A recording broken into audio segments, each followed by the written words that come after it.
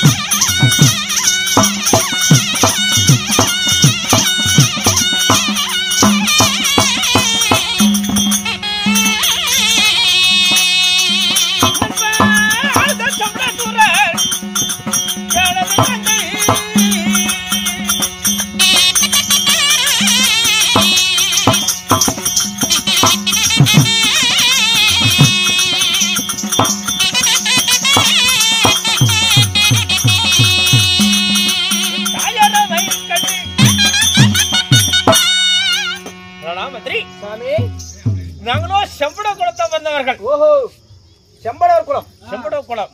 என் தந்தை செம்படா. ஓ செம்படாசுரன். என் தாயோ மைக்கண்ணி. ஓ தாயோ மைக்கண்ணி. என்னுடைய பேர் குகன்.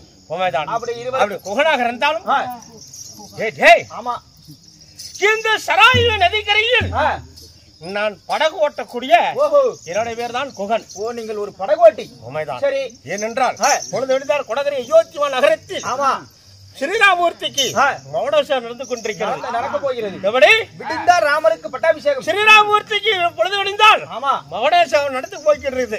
அதனால் சரி இன்றைய தினம் இக்கரையிலிருந்து நான் தாட்டி கொண்டே இருக்கேன். இவள் சனங்கள் வந்து கொண்டுதான் இருக்கிறது. நான் எப்ப போய் பார்க்குவேன்? என்னைக்கு அந்த விழாவில் போய் கலந்துக்கிறது எனக்கு ஒன்றுமே புலப்படவில்லை. சனங்கள்லாம் ஏன்னா திரளாக வந்து கொண்டே இருக்கிறார்கள். நான் அந்த ஸ்ரீராமனுடைய மௌடோஷத்தை நான் பார்ப்பானா பார்க்க மாட்டேனா எனக்கு ஒன்றுமே புரியவில்லை. தெரியல. அதனால் சரி வந்துகிட்டே இருக்கிறார்கள். நான் தாட்டி கொண்டே இருக்க வேண்டும். இருக்குதா இல்லையான்னு தெரியல. அதனால நான் இந்த குளக்கரையில் சரி நான் பதனமாக பார்த்து அப்படியே ஆகட்டும். ஜனங்கள் தாட்டி கொண்டே இருக்கிறேன்.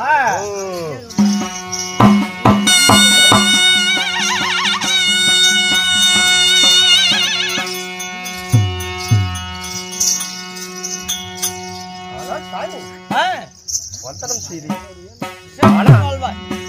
ஏனென்றால் கொடகரை யோத்துவ நகரத்தில் பொழுதுதான் ஸ்ரீராமூர்த்தி மகடோஷம் நடந்து கொண்டிருக்கிறது. இக்கரையிலிருந்துதான் அக்கறை தாட்ட வேண்டும். அக்கறையிலிருந்து இக்கரைக்கு வருகிறாயே தாங்கள் யாரு? நீ யாரை நினைத்து கொடகரை அயோத்தியா நகரை ஆளக்கூடிய தசரதனுடைய சக்கரவர்த்தி. என் பெயர் ராமன், சீதா, லட்சுமணன். இக்கரை தாட்ட வேண்டிய காரணம் சித்தன்னை வார்த்தையை கேட்டு 14 ஆண்டு ஆரணியும் போகணும்பா. சித்தனுடைய வார்த்தை கேட்டு 14 வருஷம் ஆரணியும் போக வேண்டும். ஐயோ சாமி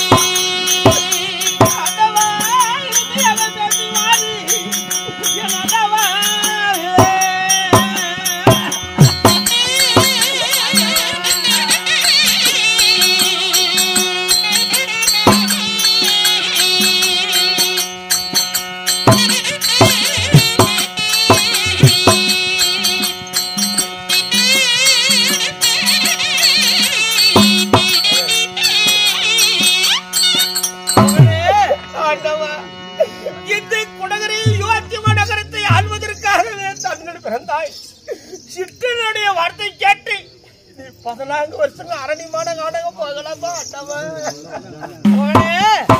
ஆண்டவா 3 தம்பிகள் என்ன 4வது நீயும் ஒரு தம்பி தான். நான் மறுபடியும் வரப்ப உன்னை அயோத்தி அழைத்து செல்கிறேன். அதாவது இந்த ஆத்தை தாட்டி விடுப்பா.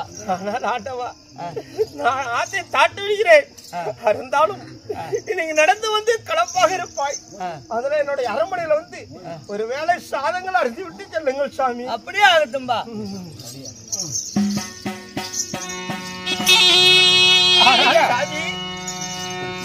ஒரு இரவு தங்கி உங்களுடைய அன்னமனத்தை சாப்பிட்டு விட்டோம்.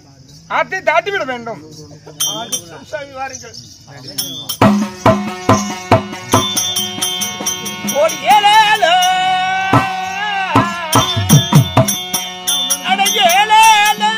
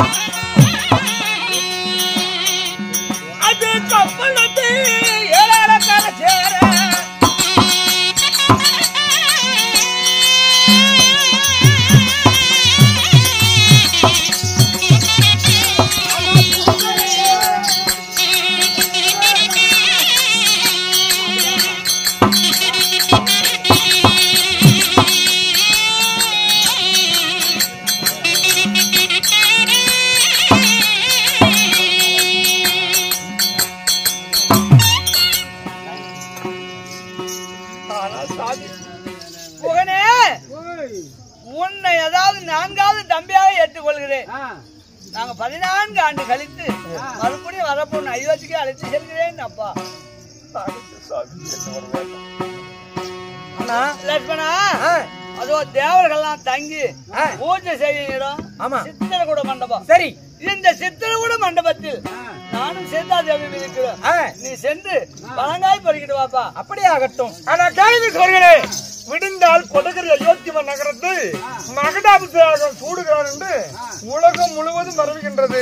ஆனா இப்பொழுது கேவி நாட்டுக்கு மகடாபிஷேகம் சூட போறது மனு ஒளி அனுப்ப அதாவது அண்ணனாக விட்ட மகடாபிஷேகத்தை அந்த கண்குள்ளா காட்சியை கண்ணில் காண்பதற்கு நமக்கு கொடுத்து வைக்க வேண்டும். அப்படி என்று தம்பியார் ராமன் தம்பியாகப்பட்ட பரதன் கேகி நாட்டில் இருந்து ஆவலோடு அண்ணன் மகடாபிஷேகத்தை காண்பதற்காக ஓடி ஓடி பரதன் வருவதன் காண்க அயோத்திக்கு